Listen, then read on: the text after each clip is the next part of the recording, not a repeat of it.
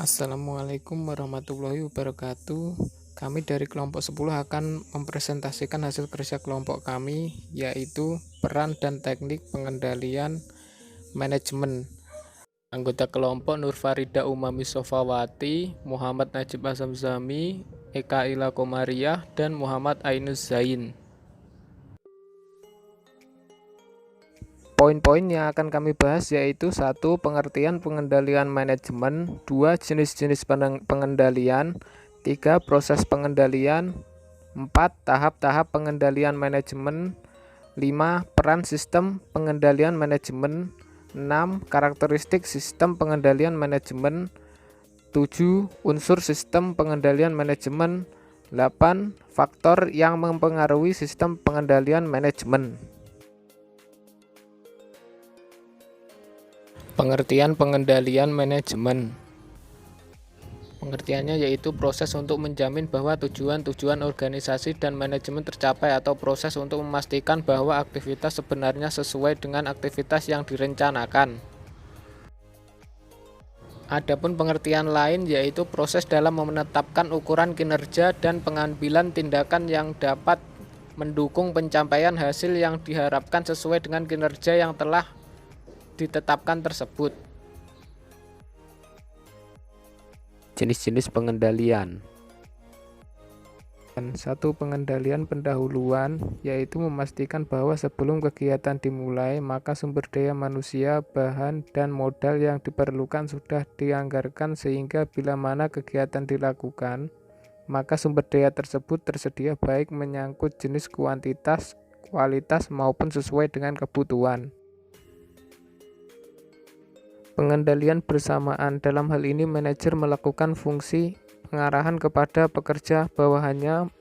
Pengarahan yang dimaksud yaitu melalui tindakan ketika mereka memberikan instruksi kepada bawahan dalam berbagai metode dan prosedur yang layak serta mengawasi pekerjaan bawahan untuk menjamin supaya pekerjaan dilakukan dengan baik. 3. Pengendalian umpan balik atau feedback biasanya berfokus pada hasil-hasil akhir sebagai dasar perbaikan berbagai tindakan masa depan.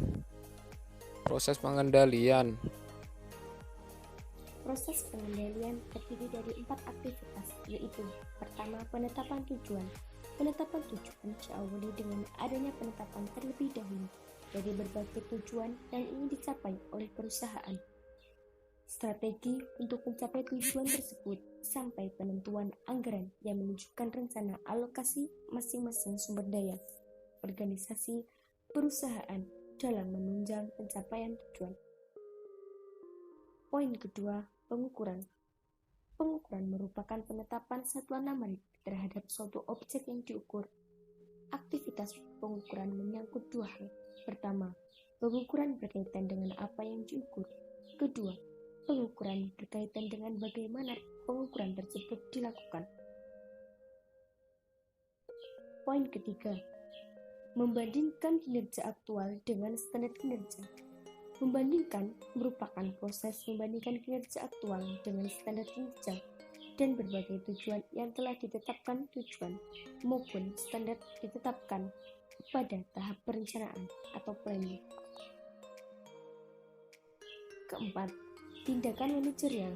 Langkah terakhir dari proses pengendalian adalah melakukan evaluasi terhadap kinerja yang dicapai organisasi secara keseluruhan maupun pencapaian kinerja individu. Tahap-tahap pengendalian manajemen. Pemrograman. Program adalah proses memilih program spesifik untuk kegiatan-kegiatan organisasi. Program menunjukkan kegiatan-kegiatan yang akan dilakukan oleh organisasi dalam rangka pelaksanaan strateginya. Selanjutnya, penganggaran budgeting. Dalam proses penganggaran, anggaran umumnya disusun dengan menggabungkan anggaran-anggaran divisi dan departemen yang merupakan tanggung jawab manajer divisi atau departemen. Sebagai bagian dari proses ini, masing-masing program ke dalam kegiatan yang berkaitan dengan tanggung jawab manajer dari setiap pusat pertanggungjawaban untuk suatu periode. Selanjutnya, operasi dan pengukuran prestasi, operation and accounting. Data yang dikelompokkan menurut program digunakan sebagai dasar untuk pemrograman yang akan datang. Sedangkan data yang dikelompokkan menurut pusat pertanggungjawaban digunakan untuk mengukur kinerja atau manajer pusat pertanggungjawaban. Untuk kepentingan yang terakhir ini, data tentang hasil aktual dilaporkan dengan cara sedemikian rupa sehingga dapat dibandingkan langsung dengan rencana yang tertuang dalam anggaran. Selanjutnya, laporan dan analisis. Laporan juga digunakan sebagai bagian dari pengendalian. Beberapa di antaranya diturunkan dari analisis yang mengembangkan rencana dan membandingkan kinerja aktual dengan kinerja yang direncanakan, disertai penjelasan mengenai penyimpangan di antara keduanya. Peran sistem pengendalian manajemen. Peran sistem pengendalian manajemen terdapat 3 poin, yaitu 1. Untuk mempengaruhi dan mengarahkan perilaku sumber daya organisasi agar sesuai dengan tujuan perusahaan. 2. Untuk meningkatkan kinerja organisasi dalam unit bisnis yang bergantung pada bentuk maupun budaya organisasi. 3. Untuk keunggulan bersaing dan keunggulan kinerja organisasi. Karakteristik sistem pengendalian manajemen. Suatu sistem pengendalian manajemen dalam satu organisasi harus memenuhi beberapa karakteristik seperti: 1. Sistem pengendalian manajemen diharuskan selaras dengan strategi dan tujuan organisasi. 2. Sistem kontrol manajemen harus dibuat sesuai dengan struktur organisasi dan bertanggung jawab dalam pengambilan keputusan manajer individual. 3. Sistem pengendalian manajemen harus efektif memotivasi seorang manajer dan karyawan untuk berusaha ke arah pencapaian tujuan organisasi dengan berbagai cara penghargaan yang berhubungan dengan pencapaian tujuan tersebut. Unsur sistem pengendalian manajemen. Adapun unsur-unsur sistem pengendalian manajemen diantaranya: 1. Pelacak atau detektor atau sensor merupakan suatu perangkat atau alat yang mengukur apa yang sesungguhnya terjadi dalam proses yang dikendalikan. 2. Penilai atau asesor merupakan suatu perangkat yang menentukan signifikansi atau kesesuaian dari peristiwa aktual dengan cara membandingkannya dengan beberapa standar atau ekspektasi dari apa yang seharusnya terjadi. 3. Efektor atau umpan balik merupakan suatu perangkat yang mengubah perilaku jika asesor mengindikasikan kebutuhan untuk melakukan hal tersebut. 4. Jaringan komunikasi merupakan suatu perangkat yang meneruskan informasi antara detektor dengan asesor maupun asesor dengan efektor. Faktor yang mempengaruhi sistem pengendalian manajemen. Berikut ini adalah faktor yang mempengaruhi rancangan sistem pengendalian manajemen, yaitu yang pertama, ukuran dan penyebaran enterprise. Ukuran dan penyebaran perusahaan besar dapat dipastikan akan berbeda dengan perusahaan kecil.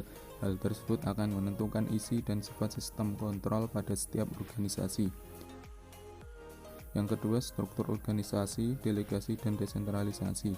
Anggaran dasar dan konversi yang melakukan pengaturan struktur dan sejauh mana desentralisasi dan delegasi pada setiap perusahaan. Yang ketiga, sifat dan pembagian operasi. Sifat dan pembagian operasi merek harus berpengaruh terhadap sistem pengendalian manajemen. Contohnya seperti dalam industri minyak, pada subunit tidak dibuat atas dasar produk. Pada banyak perusahaan perdagangan besar, divisi dapat dibuat atas dasar produk. Jenis pusat tanggung jawab. Sistem kontrol yang tidak sama diperlukan untuk berbagai pusat tanggung jawab atau subsistem dalam suatu organisasi. Apakah kinerja pusat tanggung jawab harus dilakukan pengukuran dalam segi biaya atau keuntungan atau laba terhadap investasi bergantung jenis pusat tanggung jawab. Persepsi orang. Persepsi orang terhadap organisasi mengenai dampak yang mungkin dari sistem kontrol kerja di hidup mereka, kepuasan kerja, keamanan kerja, promosi, dan kesejahteraan umum bisa berbeda pada semua organisasi. Pertimbangan ini secara signifikan akan menjadi pengaruh sifat dan sisi sistem pengendalian manajemen yang diperlukan dalam organisasi dan harus menjadi pertimbangan saat merancang sistem kontrol manajemen. Itulah tadi pemaparan materi mengenai peran dan teknik pengendalian manajemen dari kelompok kami. Apabila dalam penyampaian materi ada kesalahan kata, kami mohon maaf yang sebesar-besarnya. Wassalamualaikum warahmatullahi wabarakatuh.